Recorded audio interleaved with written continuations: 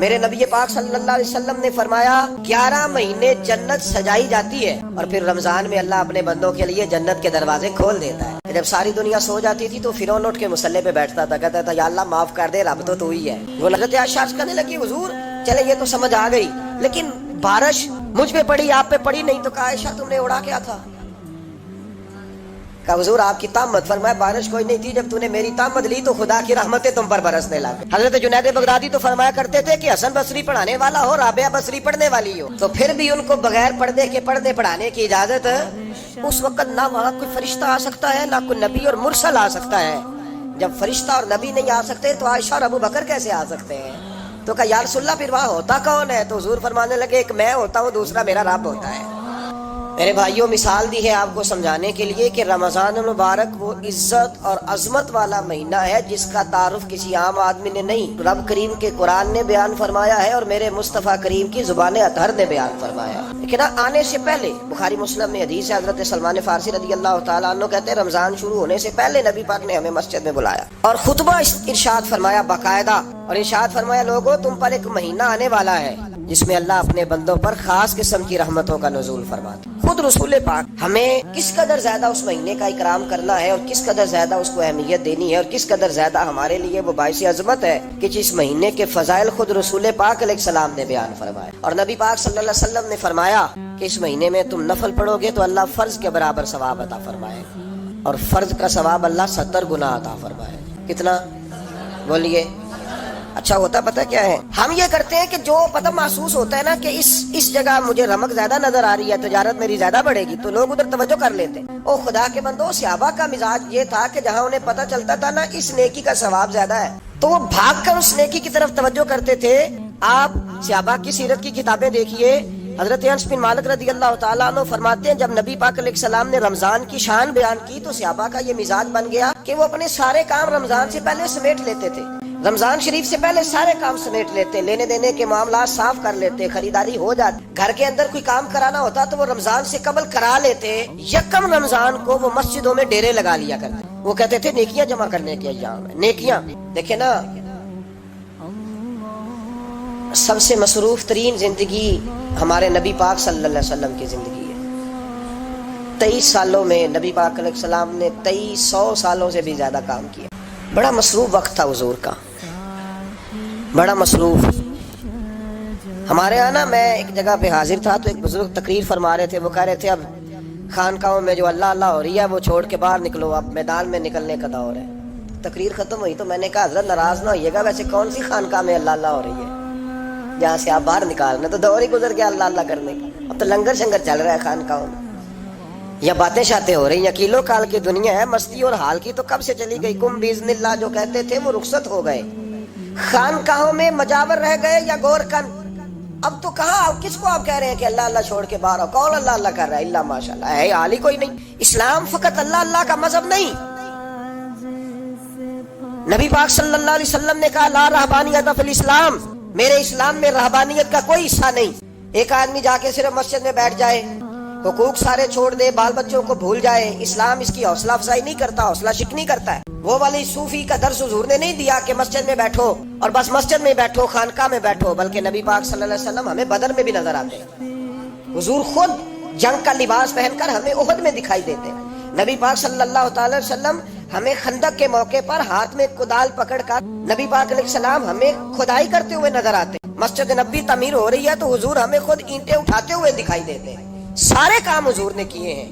لیکن میرے بھائی یہ یاد رکھو، اگر بدر میں جانا میرے نبی کی سنت ہے تو غار حرا میں چپ کر کے بیٹھ کے اللہ اللہ کرنا یہ بھی میرے نبی کی سنت ہے صلی اللہ تعالی علیہ وسلم۔ اگر احد میں، خندق میں، حنین میں، میدان میں رہنا حضور کا طریقہ ہے تو غار ثور میں 3 دن اللہ اللہ کرنا بھی نبی پاک کا ہی طریقہ ہے۔ اگر سارا دن تبلیغ کرنا حضور کا طریقہ مبارکہ ہے تو ساری رات مصلی پہ کھڑے رہنا، اور صحیح مسلم میں حضرت عائشہ فرماتی ہے کہ قدموں پہ ورم آ جانا یہ بھی تو میرے نبی کا طریقہ ہے نا۔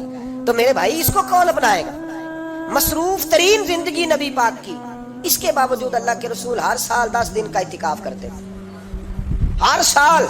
ایک سال جہاد پہ گئے تھے، اعتکاف نہیں ہو سکا، اگلے سال میرے نبی پاک نے 20 دنوں کا اعتکاف فرمایا، پچھلے 10 دن کا۔ افسوس یہ ہوتا ہے کہ رمضان المبارک उसमें भी वही सियासतें, वही खुश गपियाँ। मैं तो दुआ मांगता रहता हूँ कि अल्लाह रोज़ों में कोई इलेक्शन ना आए। आप भी आमीन कह दें, वरना वही मुसीबतें, वही झूठ सच, वही दरवाज़ों पे वही। खुदा का वास्ता बस कर दो, रमज़ान शरीफ है, ठहर जाओ ज़रा। क्या हो गया? मेरे नबी पाक सल्लल्लाहु अलैहि वसल्लम ने फरमाया 11 महीने जन्नत सजाई जाती है और फिर रमज़ान में अल्लाह अपने बंदों के लिए जन्नत के दरवाजे खोल देता है। 1 घंटा पहले सफाई करते हैं, मेहमान आना होते हैं 1 घंटा, वरना बच्चे दोबारा से फिर चीज़ें बखेर देंगे। 1 घंटा पहले सफाई होती है, लंबी नहीं। लेकिन मेरे नबी पाक ने फरमाया रमज़ान के लिए रब करीम 11 महीने जन्नत को सजाता है। छोटी बात है, रोजे आ गए, मामूली हैसियत है। हम लोग उन्हीं मामलात में, मैं मना करता हूँ, हमेशा मना करता हूँ, आपको हर साल मना करता हूँ। मैं पाबंदी से 1-2 अखबार डेली देखता हूँ। मेरा नाश्ता नहीं होता जब तक अखबार ना हो, चूंकि बुजुर्गों का फतवा है जुमे का खुतबा वो दे जो आलमी हालात से बाखबर हो। हम कोई रस्मी तकरीर नहीं करते कि लोगों को कहें कि रोजे आ गए तो कौन सा महीना चल रहा है तो महीने के हिसाब से खिताब हो। रसूलुल्लाह सल्लल्लाहु ताला अलैहि वसल्लम की उम्मत के जो जिम्मेदार और पहरेदार होते हैं उन्हें उम्मत की पहरेदारी करनी होती है। इसलिए वो ये नहीं देखेंगे कि कौन सा मौजू चल रहा है उस पर मैंने 1 घंटा गुजारना है, तरजीहात पर बात होगी। बात ये अर्ज कर रहा था कि मैं रमज़ान शरीफ में अखबार नहीं देखता। मेरी अपील है आपसे कि आप रमज़ान शरीफ में ना रमज़ान ट्रांसमिशन भी ना देखें, टीवी पे खबरें भी ना सुने।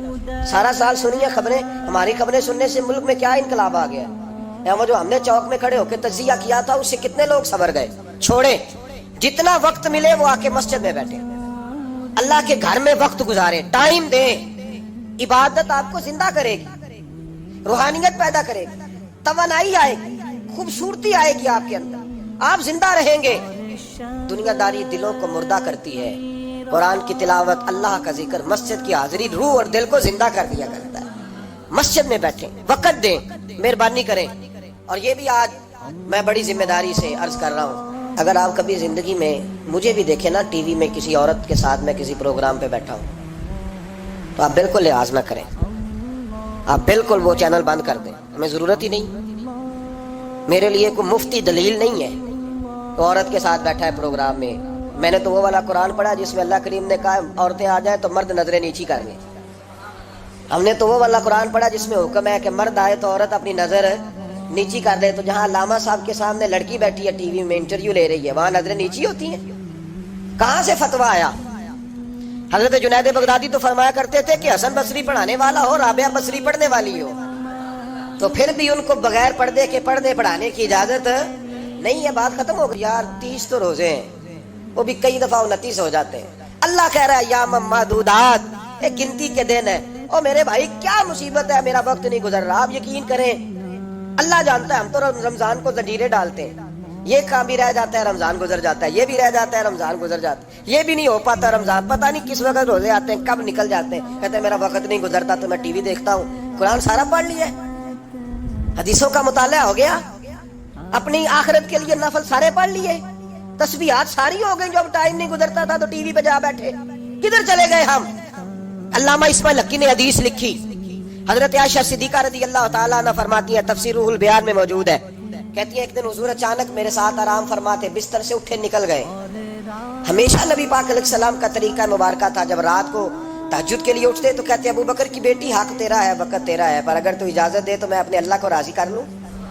आज हुजूर ने पूछा ही नहीं, बिस्तर से उठे चले गए। कहती मैं उठी, मैंने दाएं बाएं देखा, महबूब नजर ना आए। हुजूर की तामत इस्तेमाल शुदा पड़ी थी, वो तामत मैंने उठा के ओढ़ ली और मैं निकल गई हुजूर को तलाश करने। कहती है जब मैं बाहर गई मस्जिद नबी शरीफ के साथ जन्नतुल बकी की जानिब, नबी पाक सजदे में थे। कहती है मैं गई, थोड़ी देर खड़ी हुई, हुजूर ने आहट सुनी तो पूछा तू कौन है? मैंने कहा मैं आयशा हूँ। तो महबूब ने फरमाया ये आयशा कौन है? मैंने कहा या रसूलल्लाह मैं आपकी ज़ौजा। फरमाया ज़ौजा क्या होती है? या रसूलल्लाह मैं अबू बकर की बेटी। तो नबी पाक ने फरमाया ये अबू बकर कौन है? हजरत आयशा कहती है मेरा कलेजा फटने को आया, मैं वहां से परेशान हाल वापस आई। जब मैं गई थी तब भी हल्की हल्की बारिश थी, वापस लौटी तो फिर भी हल्के हल्के कतरे बारिश के गिर रहे थे। मैं आके हामती कामती बैठ गई, थोड़ी देर गुजरी तो नबी पाक तशरीफ ले आए। तो हुजूर सल्लल्लाहु ताला अलैहि वसल्लम ने मुझे परेशान देखा तो कहा आयशा क्या हुआ? कहा हुजूर आज वो हुआ है जो कभी नहीं हुआ। या रसूलल्लाह मैं परेशान हो गई। हुजूर अजीब बात है, मैं गई हूँ, आपने पूछा कौन है तो मैंने कहा मैं आयशा का। आयशा कौन? आपकी ज़ौजा। फरमाया ज़ौजा कौन? अबू बकर की बेटी का। अबू बकर कौन? اور پھر حضور میں گئی ہوں تو میرے کپڑے بھیگ گئے، آپ آئے تو کپڑے خشک ہے، سمجھ نہیں آئی. تو لفظ سنو حدیث کے، نبی پاک نے فرمایا عائشہ لی مع اللہ وقت، میرا اپنے اللہ کے ساتھ ایک وقت ہوتا ہے. کس کے ساتھ؟ آج میرا دوستوں کے ساتھ وقت ہے، آج میرا گھومنے کا وقت ہے، آج میرا خوش گپیوں کا وقت ہے، آج میرا سیاحت کا وقت ہے، آج میرا پکنک کا وقت ہے. میرے نبی پاک نے فرمایا لی مع اللہ وقت، عائشہ میرا اپنے اللہ کے ساتھ، میرا اپنے اللہ کے ساتھ ایک وقت ہوتا ہے. اس وقت نہ وہاں کوئی فرشتہ آ سکتا ہے، نہ کوئی نبی اور مرسل آ سکتا ہے. جب فرشتہ اور نبی نہیں آ سکتے تو عائشہ اور ابو بکر کیسے آ سکتے ہیں؟ تو کہا یا رسول اللہ پھر وہاں ہوتا کون ہے؟ تو حضور فرمانے لگے ایک میں ہوتا ہوں، دوسرا میرا رب ہوتا ہے، تیسرا کوئی موجود نہیں ہوتا. امت کو درس دیا ایک وقت 24 گھنٹوں میں ایسا لایا کر جس میں تو اپنے رب کو دکھڑے سنائے، جس میں تو دعائیں مانگے، جس میں تو عرض و نیاز کرے، جس میں تو اپنے گناہوں کی معافی چاہے. اعلیٰ حضرت کے والد گرامی سے کسی نے پوچھا مولانا نقی علی خان صاحب سے کہ حضرت جی فرعون 500 سال ہی حکومت کر گیا، 500 سال ہی حکومت کر گیا، اللہ کا مقابلہ کرنے والا پکا کافر بے ایمان. تو آپ فرمانے لگے ملا رومی کی وہ کتاب پڑھو مثنوی، جس میں انہوں نے لکھا ہے کہ جب ساری دنیا سو جاتی تھی تو فرعون اٹھ کے مصلی پہ بیٹھتا تھا، کہتا تھا یا اللہ معاف کر دے، رب تو ہی ہے، گناہگار بڑا ہوں پر مہربانی کر. روز معافیاں مانگتا تھا تو رب کریم کی قدرت نے مہلت دی کہ روز توبہ کرتا ہے، چلو ایک دن سچی بھی کاری جائے تو اچھا ہے. اللہ نے مہلت دی. اور میرے بھائی اگر تو روز رات مصلی پہ بیٹھے تو تجھے مہلت ملے، عذاب نہ آئے. اگر تو اپنے رب کے ساتھ تنہائی کرے تو اللہ تجھے مہلت دے، سزا نہ دے. لیکن ہم یہ وقت نکالتے ہی نہیں، اللہ کے ساتھ میت کا ہمارا مزاج ہی نہیں. ترمذی شریف میں نبی پاک علیہ السلام نے فرمایا دنیا داروں کو دکھڑے نہ سنایا کر، مالداروں کے سامنے رونے نہ رویا کر. یہ تجھے کیا دے سکتے؟ تو اٹھ کے جائے گا تو کہیں گے محنت کرتا نہیں، روز مانگنے آ جاتا ہے. دنیا داروں کو دکھڑے نہ سنا، پر میں دکھ سنا تو اپنے رب کو سنا، اللہ والوں کو سنا، اللہ کے نبی کو سنا. اس سے مراد یہ سارے کہا دکھڑے اپنے رب کو سنا. اگر تو اپنے رب کو دکھڑے سنائے گا تو تھوڑی دیر ضرور ہوگی، لیکن ایک دن ایسا ضرور آئے گا. میرے مصطفیٰ کریم فرماتے ہیں رب تجھے دنیا سے بے نیاز کر کے مالا مال فرما دے گا. دھوکے کا مزاج نہ بنا، کینچی لے کے نہ گھوم کے کیسے جیب کاٹ سکتی. اللہ کو دکھڑے سنا. حضرت عائشہ عرض کرنے لگی حضور چلے یہ تو سمجھ آ گئی، لیکن بارش مجھ پہ پڑی آپ پہ پڑی نہیں. تو کہا عائشہ تم نے اڑا کیا تھا؟ کہا حضور آپ کی طامت. فرمایا بارش کوئی نہیں تھی، جب تو نے میری طامت لی تو خدا کی رحمتیں تم پر برسنے لگ گئی. تو حضور کے وجود سے لگی ہوئی چیز کوئی اوڑھ لے تو رحمت برستی ہے، تو میرے نبی کی مسجد چومنے سے کیوں رحمت نہیں برستی؟ جالی چومنے سے کیوں نہیں برستی؟ جہاں جہاں حضور رکے، جہاں جہاں نبی پاک ٹھہرے، وہاں جانے سے کرم کیوں نہیں ہوتا؟ تو عزیزو یاد رکھو رمضان میں ایک ڈیوٹی آپ نے یہ کرنی ہے کہ عبادت کو وقت دیں، ٹائم نکالیں. جو اتنے سے بھی فارغ ہے نا وہ 19ویں روزے تک کل فارغ ہو کے 20 کو اعتکاف بیٹھے. زندگی میں ایک دفعہ اعتکاف تو ویسے بڑا ضروری ہے. ہمارے بزرگوں نے لکھا ضروری ہے ایک بندہ اعتکاف کر لے زندگی میں ایک دفعہ، ہر سال کرے تو سنت ادا ہوگی. ویسے سنت مؤکدہ علی الکفایہ ہے، بستی میں اگر کوئی بھی نہ بیٹھے گا تو سارے گناہگار ہوں. ہم انشاءاللہ اس مسجد میں اس سال اجتماعی اعتکاف کریں گے. میں نے یہ پروگرام بنایا ہے کہ لوگ اعتکاف تو بیٹھتے ہیں لیکن نہ بیچاروں کو قرآن مجید پڑھنا آتا ہے، نہ نماز وضو غسل کے مسائل آتے ہیں، نہ انہیں پتہ ہے کہ رات عبادت کیسے کرنی ہے. تو میں نے یہ ارادہ کیا اس سال میں نے معافی لیا ہاتھ باندھ کے. میں نے کہا یار سارا سال میں پورے ملک میں گھومتا ہوں، اس سال رمضان میں میرا ارادہ ہے میں صرف اپنے شہر میں رہوں، میں کہیں نہ جاؤں، تاکہ جو جہاں سے بھی چل کے آئے اسے فون نہ کرنا پڑے، میں اسے مل جاؤں ویسے ہی. تو میں انشاءاللہ تعالیٰ یہیں رہوں گا. رمضان کی 10 راتیں میں اپنے اعتکاف والوں کے ساتھ گزاروں گا انشاءاللہ تعالیٰ. یہاں آپ لوگ آئیں، جو سنجیدہ قسم کے لوگ ہیں ان کو ساتھ لائیں، وہ یہاں آ کے اعتکاف کریں. لنگر شریف بھی ہم دیں گے جو ہماری توفیق ہوگی، اور انشاءاللہ دونوں وقت دیں گے اپنی توفیق کے مطابق. اور یہ کوئی صدقہ زکوٰۃ خیرات سے نہیں ہوگا، یہ آپ ہمارے مہمان ہوں گے تو یہ مہمان نوازی ہوگی انشاءاللہ تعالیٰ. تو یہ اپیل آخر میں اعلان کرنا تھا، پر چلو بات آ گئی تو میں نے شروع میں کر دیا. یہاں مقدور بھر کوشش کریں گے آپ کے لیے اجتماعی اعتکاف کا بندوبست. ہمارے جو دیگر طلباء علماء ہوں گے وہ بھی آپ کے ساتھ وقت گزاریں گے، وضو غسل نماز کی چیزیں سکھائیں گے، آپ کو قرآن مجید پڑھنا پڑھانا سکھائیں گے. 10 دنوں میں جو ممکن ہو سکے گا ہم انشاءاللہ تعالیٰ کریں گے. تو اعتکاف میں وقت دیں. دوسرا کام آپ نے یہ کرنا ہے رمضان شریف میں کہ قرآن پاک زیادہ سے زیادہ پڑھنا ہے. پڑھیں گے انشاءاللہ. اگر آپ ناراض نہ ہوں تو ہم نے قرآن مجید پڑھنا بالکل ہی چھوڑ دیا. قرآن پاک کھلتا ہی نہیں، توجہ ہی نہیں، مزاج ہی نہیں. सारा सारा दिन बीत जाता है, कुरान मजीद नहीं खुलता, कुरान मजीद नहीं पढ़ा जाता। एक शख्स मुझसे मिलना चाह रहे थे मस्जिद नबवी शरीफ में, मैं हाजिर था, तो वो एक दफ़ा आए, गुजर गए, मैं कुरान शरीफ पढ़ रहा था, फिर आए तो गुजर गए कुरान शरीफ, तीसरी दफ़ा फिर आए तो कहने लगे आपने कितना को पढ़ना है। मैंने उनसे कहा कि मेहरबानी करो, मुझे दुआ दो कि अल्लाह मुझे पढ़ता ही रखे। आपने ये क्या लफ्ज़ अदा कर लिए कि कितना को पढ़ना है? खुदा के बंदो, यहाँ काम क्या है? अगर तिलावत भी नहीं करनी तो करना क्या है? वहाँ मैं अक्सर कहता हूँ कि चूंकि हम तो मसीतड़ है, हमारा तो मिजाज है मस्जिद में रहने का, क्योंकि हम लोगों का मिजाज नहीं होता तो वहाँ भी बाजारों को टाइम ज्यादा देते हैं, खरीदारी में वक्त ज्यादा लगाते हैं। अगर हमारी तबीयत मस्जिद में बैठने की हो, कुरान पाक पढ़ने की हो, तो बड़ा ज़ौक बन जाए। कुरान मजीद इमाम आजम अबू हनीफा इमाम आजम रमजान शरीफ के अंदर 61 कुरान मजीद पढ़ा करते थे। कितने? 60 और 1 61।